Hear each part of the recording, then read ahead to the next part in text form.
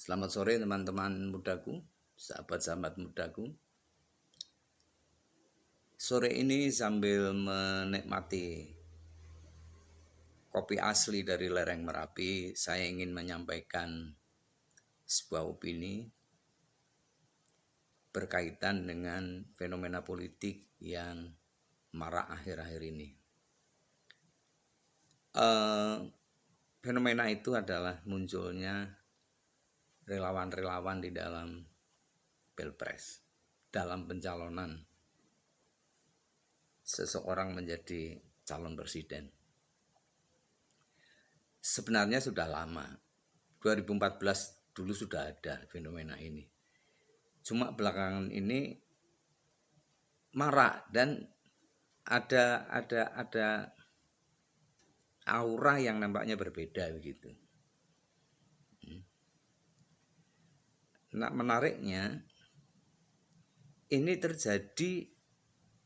fenomena ini terjadi di dalam frame atau bingkai demokrasi multipartai.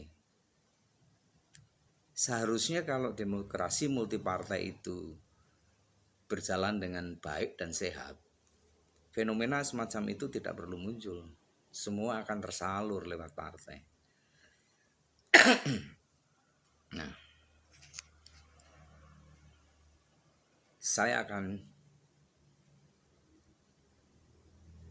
urai sebelumnya. Dilihat dari sisi manapun yang namanya demokrasi, ada sebuah kehendak untuk mewujudkan pemerintahan oleh rakyat. Karena konon rakyatlah pemilik sah dari sebuah negara. Bagaimana rakyat memerintah? Yang pastinya di dalam zaman modern ini tidak mungkin langsung, sehingga kemudian dikenal dengan demokrasi perwakilan. Nah, dalam demokrasi modern ini, demokrasi perwakilan ini, peran partai politik sebenarnya sentral.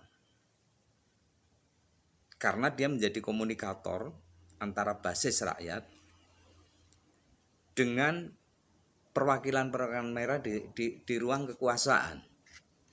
Nah, partai politik merupakan jembatan antara rakyat dengan para wakilnya di ruang kekuasaan di atas sana.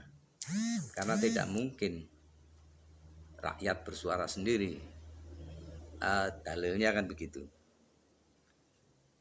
Nah, sebagai jembatan ini akan fungsional apabila terjadi komunikasi politik yang sehat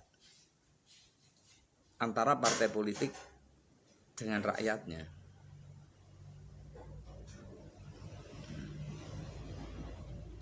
Ada komunikasi politik sehari-hari antara rakyat dengan partai. Bukan 5 tahun sekali pada masa kampanye. Nah,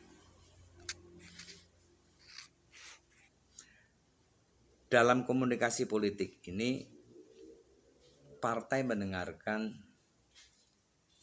suara rakyat, keluhan-keluhan, keinginan-keinginan, aspirasi yang nanti oleh para wakil ini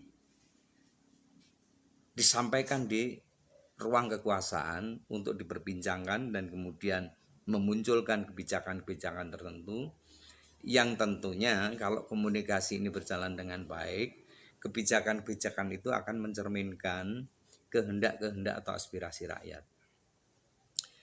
Nah, persoalannya, apakah komunikasi politik antara partai dengan rakyat ini berjalan dengan baik dan sehat? Mari kita lihat. Contoh saja dalam proses pemilihan umum atau elektoral.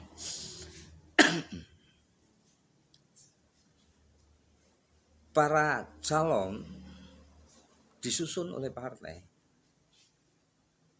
Partailah yang menentukan si A si B yang menjadi calon. Termasuk nanti dalam pemilihan eksekutif. Apakah presiden, gubernur, bupati, wali kota. Semua ditentukan oleh partai politik atau gabungan dari partai-partai politik dalam pemilihan eksekutif. Rakyat tinggal memilih aja apa yang sudah ada, apa yang sudah ditentukan oleh partai ini. Nah, dalam hal ini rakyat sebagai konstituen tidak ada bedanya dengan konsumen yang masuk supermarket. Dia hanya bisa membeli atau memilih barang yang sudah ada, tersedia, tanpa bisa menawar harga maupun kualitasnya. Suka dibeli, tidak suka tidak. Tidak suka ya pergi gitu aja kalau di supermarket. Nah, bedanya kalau di supermarket namanya konsumen, kalau di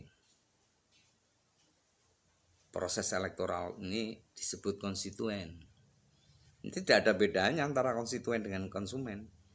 Hanya konsumen itu di ranah pasar ekonomi, konstituen di ranah politik elektoral. Nah, nampak di sini tidak ada komunikasi sebenarnya. Komunikasi yang terjadi semu. Pengertiannya semu begini. Partai tinggal menawarkan saja kepada rakyat. Rakyat pilihlah ini. Ini kader-kader partai. Silahkan Anda pilih. Rakyat tidak bisa menawar. Bahkan kalau tidak mau memilih, golput begitu dianggap dosa politik, dianggap apatis dan lain sebagainya. Padahal barangkali memang tidak ada yang menarik selera dia untuk memilih.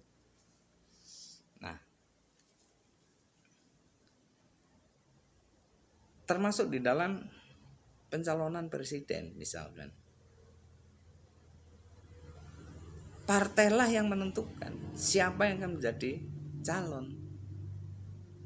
Entah dasarnya apa, ada yang katanya dasarnya survei dan lain sebagainya dan sebagainya. Nah, faktanya kemudian muncul bentuk-bentuk relawan yang mengusulkan calon si A yang belum tentu si A ini akan didukung oleh partai. Ini kan nampak tidak ada komunikasi politik. Ya tadi komunikasi politiknya semu sifatnya. Ini partai menawarkan pilihlah ini. Ini pasti baik dan lain sebagainya dan lain sebagainya. Nah, bahkan belakangan tidak hanya relawan, seperti saya katakan di depan tadi, muncul musyawarah rakyat. Loh, harusnya musyawarah itu ada di parlemen, no? Kalau parlemen, kalau partai berjalan dengan baik, kenapa rakyat harus bikin musyawarah sendiri? Artinya secara tidak langsung ini membuktikan bahwa rakyat tidak percaya dengan musyawarah-musyawarah yang terjadi di parlemen, musyawarah yang terjadi antar partai politik. Sehingga rakyat perlu membuat musyawarah sendiri. Apapun keputusannya nanti. Ini akan diselenggarakan besar-besaran di 34 provinsi. Sebelumnya beberapa hari lalu di NTT muncul referendum rakyat NTT yang menghendaki amandemen undang-undang konstitusi khususnya pasal terkait masa jabatan presiden. Nah, lagi-lagi ini bukti tersumbatnya komunikasi antara rakyat dengan partai yang sesungguhnya harus menjadi jembatan. Nah, apakah problem ini sederhana? Tidak. Seolah-olah hanya buntunya komunikasi politik. Tapi problem ini sebenarnya problem mendasar dalam sebuah negara yang disebut maunya demokrasi. Ini mendasar sekali.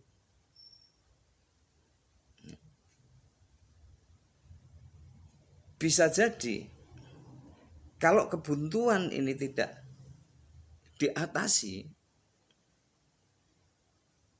lama-lama akan terjadi sebuah pembangkangan atau pergolakan yang merupakan pembangkangan rakyat terhadap partai politik.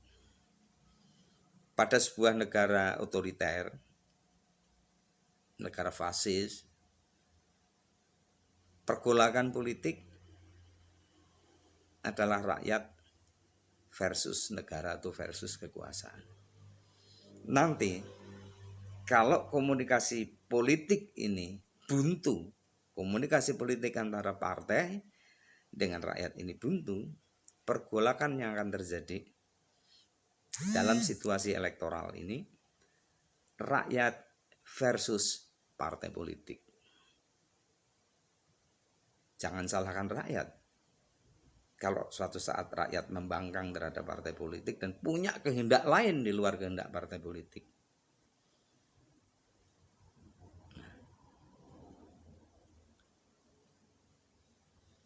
saya tidak bisa membayangkan, karena bentuk pembangkangan itu mestinya adalah rakyat tidak menggunakan hak pilihnya. Kira-kira begitu.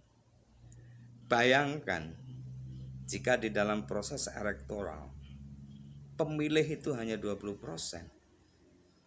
dari jumlah pemilih yang berhak.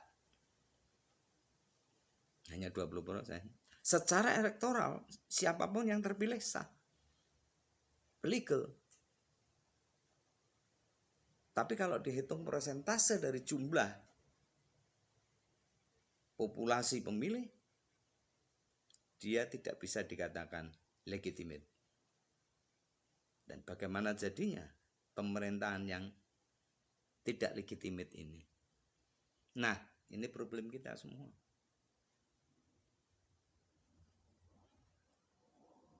Problem